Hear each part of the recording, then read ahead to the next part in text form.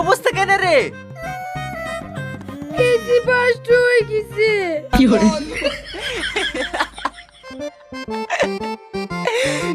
ঠিক হইছে, ওপরালার একটা বিচার নাই।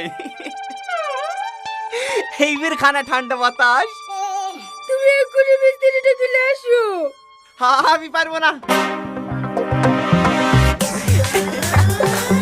যাবি? ঠিক আছে, যাচ্ছি। আমি কিন্তু তোর হেসুর হয়ে যাচ্ছিনি, এমনি যাচ্ছি।